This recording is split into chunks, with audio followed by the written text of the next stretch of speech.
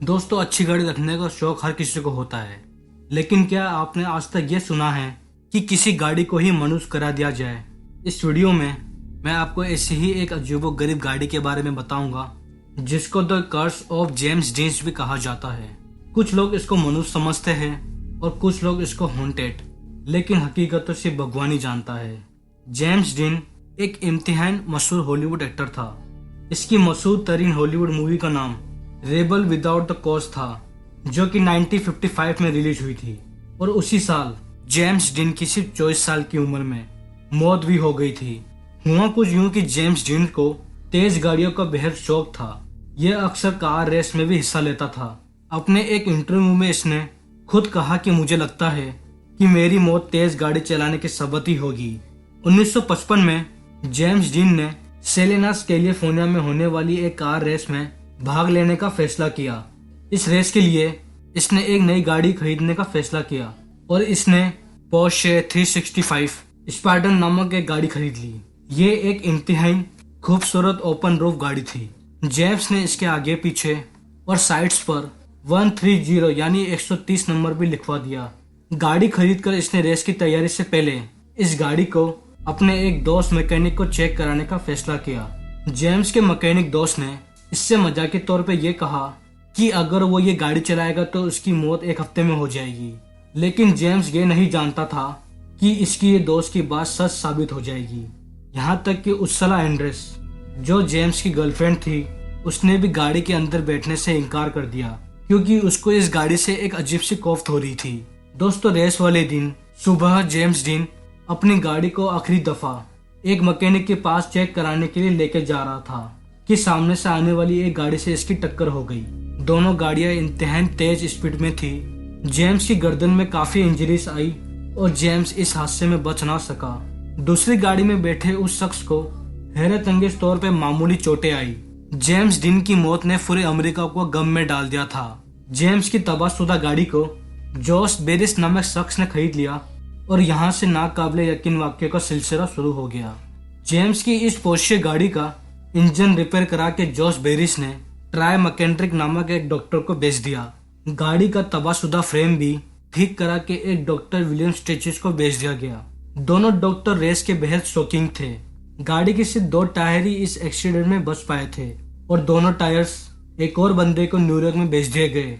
पहला वाक्य कुछ यूं पेश आया कि जब जॉस बेरिस ने इस तबाहशुदा गाड़ी को खरीदा और इसको एक गैराज में लेके गया तो ये गाड़ी वहां एक मैकेनिक की टांगों पे गिर गई, जिससे वो बेहद जख्मी हो गया।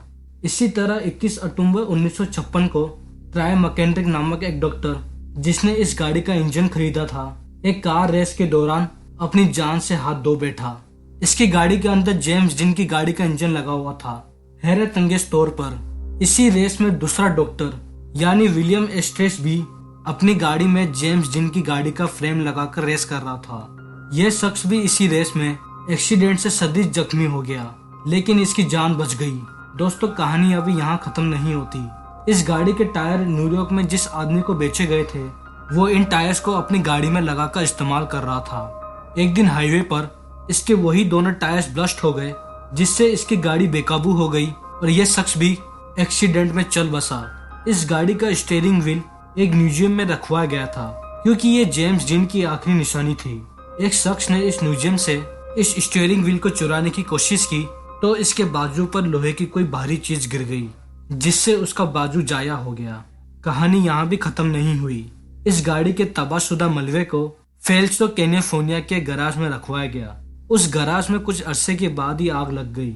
हैरत अंगेज तौर पर सब कुछ जल गया, लेकिन जेम्स डीन की गाड़ी के मलबे को सिर्फ मामूली नुकसान पहुंचा। इसके बाद इस मलबे को कहीं और ट्रांसफर करने का फैसला किया गया।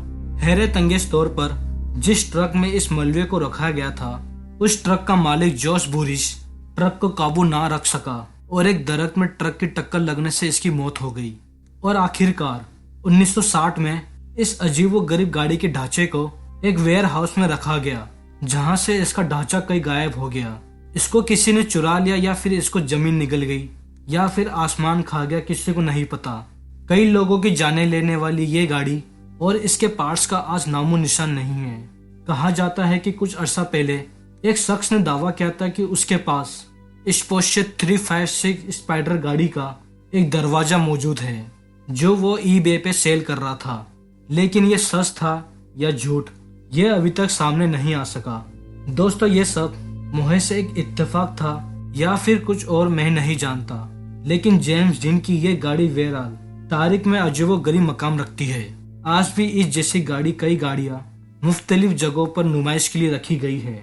दोस्तों आप इस अजीबोगरीब गाड़ी के मुतालिक गूगल पर भी सर्च कर सकते हैं। अगर आप the curse of James Dean car लिखेंगे तो आपको इस गाड़ी के मुतालिक काफ़ी कुछ पता चल जाएगा। अगर आपको ये वीडियो पसंद आई हो तो इस वीडियो को लाइक और शेयर करना मत भूलिएगा। ऐसी और इंटरेस्टिंग वीडियो देखने के लिए इस चैनल को सब्सक्राइब कर दे।